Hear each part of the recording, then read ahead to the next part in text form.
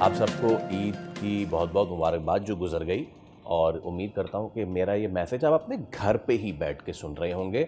उम्मीद करते ये भी हैं कि अस्पतालों में पहुँचने की नौबत नहीं आई होगी, क्योंकि बहुत सारे लोग तो पहुँचे भी हैं।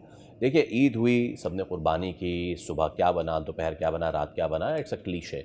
लेकिन क्लीशे ये भी हो गया है कि लाहौर समेत, कराची समेत जितने बड़े शहर हैं वो सब के सब सारे लोग बड़े सरकारी अस्पतालों में मैदे और आंतों की बीमारी, गैस्ट्रो के मरीज़ों की तादाद में इजाफा, ये सब हमने देखा। तो आज हमने सोचा कि क्यों ना एक बार फिर इस मामले पे बात की जाए कि क्यों हम ऐसे गोश्त खाते हैं जैसे हमने ज़िंदगी में कभी नहीं खाया, और क्यों उनको नहीं देते, इनको पूरे साल ज़रूरत होती है। माहिर ग़िज़ायात डॉक्टर फ़ायज़ा खान हमारे साथ मौजूद है। डॉक्टर साहब अस्सलाम वालेकुम। Good morning, thank you so much for coming. Doctor साहिबा, एक तो गर्मी, ऊपर से द रेड मीट, ठीक है, कुर्बानी का फरीज़ा बहुत अच्छी बात है, सबको अल्लाह ताला इस्तिताअत दे, हमारी तो ये दुआ है। लेकिन जब हमने कुर्बानी कर ली, कुर्बानी करने के बाद ख़ास तौर पे जो बड़े का जान का गोश्त है वो हमने रखा और उसको कंज्यूम करना शुरू किया। साइंस क्या कहती है कि जो मीट है, द बीफ थिंग, वो हम दिन में कितना ग्राम ले सकते हैं जो हमारे ऊपर हैवी ना हो वो? देखिए, ग्राम्स की तो बात जो है हम हर इंसान के हिसाब से होती ओके, है, उसकी अ कंडीशन नॉर्मल के हिसाब से। एक नॉर्मल नॉर्मल अगर एक शख्स है और आपका जितना वेट है, तो उसमें आप प्रोटीन की हम बात करते हैं कि इतना प्रोटीन आप एक दिन में खा सकते हैं, जितना आपका बॉडी वेट है जी, इतना ही ग्राम प्रोटीन जो है एक एवरेज एक शख्स को खा लेना चाहिए। ऑलराइट, जैसे फॉर एग्जांपल अगर कोई 60 केजीज का शख्स है तो 60 gram 60 gram, 50 to 60 gram, 60 gram meat is enough. Enough. हाँ, लेकिन उसमें फिर सिर्फ मीट नहीं है ना, red meat. Protein means there are a lot of options. Fish and जैसे आप पोल्ट्री एग एंड भी हैं, मिल्क भी प्रोटीन में आता है, फिर मीट है, फिर मीट के पल्सेस। साथ वेजिटेबल सोर्सेज भी प्रोटीन की होती हैं, जैसे दालें हैं, बीन्स हैं, और फिर आपके लेंटल्स वगैरह जो भी इस तरह चने हैं, ठीक है, इस तरह ये आपके वेजिटेबल सोर्सेज हो गए। और फिर एनिमल सोर्सेज में आपके पास रेड मीट हो जाता है, एक वाइट मीट है। वाइट मीट में आपके फिश और चिकन जी आती है। जी जी। तो एक कॉम्बिनेशन होना चाहिए। अच्छा, होता यह है कि जब बकरीद पे हम बहुत ज़्यादा इंडल्ज करते हैं अगर सिर्फ रेड मीट का कंजम्पशन, तो वो बहुत ज़्यादा इश्यूज़ आने लगते हैं। वैसे तो देखें, बहुत सारी स्टडीज़ हैं, बहुत सी रिसर्चेस में देखा गया है कि जिनका रेड मीट कंजम्पशन जिन लोगों का बहुत ज़्यादा है, लाइक नॉर्मली हम रेकमेंड कर रहे होते हैं twice a week red meat consumption होना चाहिए आपकी डाइट में, not more than twice a week. और फिर उसकी क्वांटिटी भी बहुत मैटर करती है, क्योंकि कुछ इलाकों में ये हर रीजनल हर एक की प्रैक्टिसेस होती हैं। कुछ जगहों पे बहुत ज़्यादा कंज्यूम किया जाता है, जैसे हमारे शुमाली इलाका जात की तरफ, पहाड़ी जो इलाके हैं वहाँ पे वो लोग बहुत ज़्यादा है, पेशावर की तरफ बहुत ज़्यादा लोग गोश्त खाते हैं एज़ कम्पेयर टू कराची। लेकिन अब थोड़ा थोड़ा ये ट्रेंड बढ़ता गया है, तो वेट कंसर्न्स की वजह से भी लोगों ने वो हाई प्रोटीन डाइट करना शुरू की, उसमें वो बहुत ज़्यादा अमाउंट में रेड मीट कंज्यूम करते हैं। लेकिन देखिए, जब आप रेड मीट ज़्यादा कंज्यूम करते हैं तो उसके साथ फ़ैट भी आता है। रेड मीट जो है उसके नमकियात भी उसमें बहुत ज़्यादा होते हैं, चर्बी भी होती है, चिकनाई होती है, तो वो बेसिकली उसकी ज़्यादा अमाउंट आपके लिए इतनी हेल्दी नहीं होती है। तो बेस्ट प्रैक्टिस तो यही है कि जब भी हम खाना खाएं तो एक पोर्शन बनाएं, कि आपकी जो नॉर्मल एक टीचिंग मेथड होता है कि जी आप एक प्लेट में आपकी half plate should be vegetables, raw vegetables हों, दही हो, फिर साथ में जो है आप प्रोटीन का भी एक पोर्शन, गुड पोर्शन ले सकते हैं, और उसके साथ फिर आप कोई कार्बोहाइड्रेट की चीज़ वो जो जैसे आपने रोटी। एलर्जी जो बनाते हैं। अच्छा हाँ, डॉक्टर साहब, ये एक ज़रूर मैं आपसे बात करना चाहूँगा।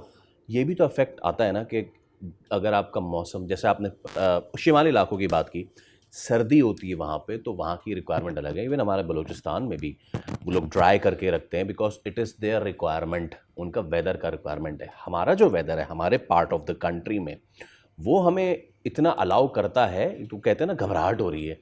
भाई, इतनी गर्मी में जब आप दबा के खाएंगे गोश्त, घबराहट नहीं होगी तो क्या होगा? देखिए वो यही हो जाता है ना कि पहले कलेजी है, उसके बाद फिर पुलाव भी होगी, बिरयानी भी जी होगी, जी फिर जी भुना हुआ गोश्त भी होगा, जी फिर जी। कबाब भी होंगे, फिर रात में बारबेक्यू भी होगा। हाँ, तो it is too much of meat. थोड़ा सा अपने पेट का और अपनी सेहत का ख्याल करें। दोपहर में स्किप स्किप कर लें। आप नहीं, स्किप भी ना करें, पोर्शन कंट्रोल करके खाएं, और साथ में जो है ना वेजिटेबल्स, फ्रूट्स का इस्तेमाल, फ्रूट बेस्ड ड्रिंक्स ले लें, सैलेड है, दही है, रायता बना लें। सही है। ऐसी छोटी छोटी टिप्स से जो ना आप अपने मील को बैलेंस कर सकते हैं। अच्छा, इसमें एक और चीज़ है कि चलिए, एक तो हो गया आपका मीट, चाहे वो मटन हो, बीफ हो, पोल्ट्री हो, कोई भी हो, but the way we cook it, वो भी तो उसको सेहतमंद या ख़तरनाक बिल्कुल, बनाता है ना। सो बिल्कुल। प्लीज़। अगर आप उसको घी के अंदर यानी कुछ लोग तो चर्बी में बनाते हैं, ठीक है, कुछ डिशेस की रिक्वायरमेंट होती है कि उसमें चर्बी ऐड होती है तो वो टेस्टी हो जाता है, जैसे कबाब्स में अक्सर डालते हैं। लेकिन इन चीज़ों की कंजम्पशन देखें आप, ओवर कंजम्पशन जिस चीज़ की भी करेंगे वो आपको नुकसान करेगी। तो ऑयल में बनाएं, कम ऑयल में बनाएं, ग्रिल कर लें, बारबेक्यू कर लें चीज़ों को।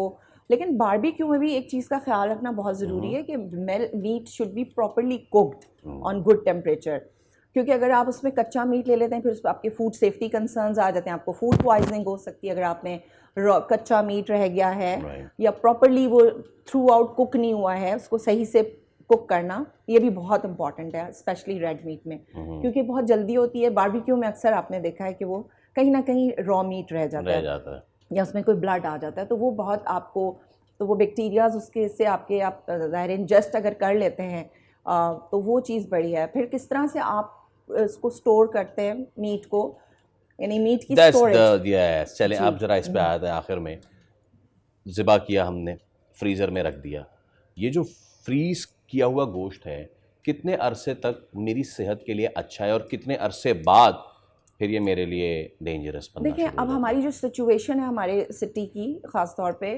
उसमें लाइट्स आपको पता है बहुत जाती हैं और उसमें टेम्परेचर का मेंटेन करना बहुत मुश्किल काम है।